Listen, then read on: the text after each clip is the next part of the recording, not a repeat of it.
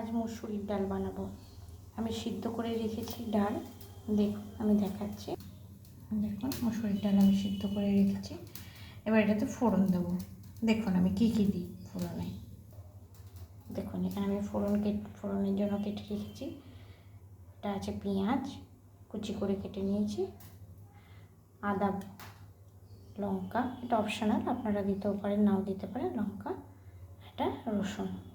ঠিক আছে, এবার আমি কড়াই বসিয়ে দিয়েছি। কড়াইতে তেল দেবো। কড়াইতে আমি দিচ্ছি সর্ষের তেল পরিমাণ মতো। তারপরে এর মধ্যে দেবো 5 ফোড়ন। কেউ জিরে দিয়েও করে, কেউ 5 ফোড়ন দিয়ে করে। 5 ফোড়ন দেওয়ার পর এরপর একে একে দিয়ে দেবো রসুন কুচি, পেঁয়াজ কুচি, একটু নাড়িয়ে নেব। ফ্লেমটা এই জায়গাটা একটু এখানে একটু ফ্লেমটা কম করে দেবেন, তাহলে পেঁয়াজগুলো নাড়ি পুড়ে যাবে, রসুন দিয়ে দিতে পারে। পেঁয়াজগুলো একটু ভেজে নেবেন।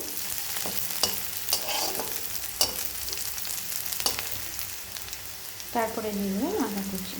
আদা আপনি বেটেও দিতে পারেন।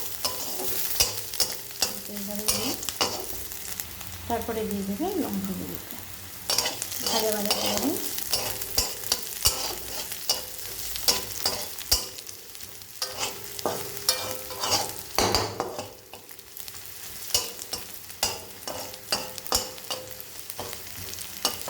মোটামুটি ভাজা ভাজা হয়ে গেছে।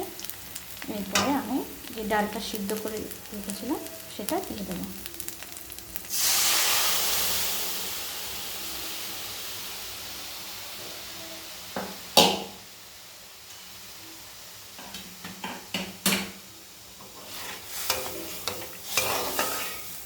আগে অনেকগুলো রান্না করেছি বলে কয়েকরকম কালো কালো হয়ে গেছে। আর ডাল যখন আমি সিদ্ধ করেছিলাম তখন নুন আর হলুদ আমি দিয়েছিলাম, সুতরাং আর পরে আর নুন হলুদ দেওয়ার কোনো দরকার নেই। এবার আস্তে আস্তে করে এটা ফুটুক, যাতে তাড়াতাড়ি ফুটে যায়, তাই জন্য আমি একটা ঢাকা দিয়ে দেবো।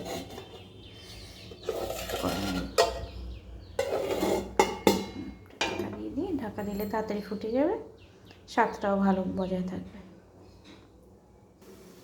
আমি 2 মিনিট পর দিলাম, দেখি দেখুন কত তাড়াতাড়ি ফুটে গেছে।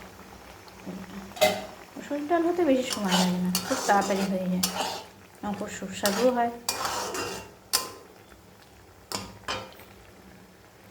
তাহলে আপনারা শিখে গেছেন মুসুরির ডাল করা। Thank you, watch my channel Tanuj world. ভালো থাকবেন, সবার খেয়াল রাখবেন, সুস্থ থাকবেন, ভালো ভালো খান আর ভালো ভালো জায়গায় ঘুরুন, মন ভালো থাকবে। আজকের মতো টাটা, বাই।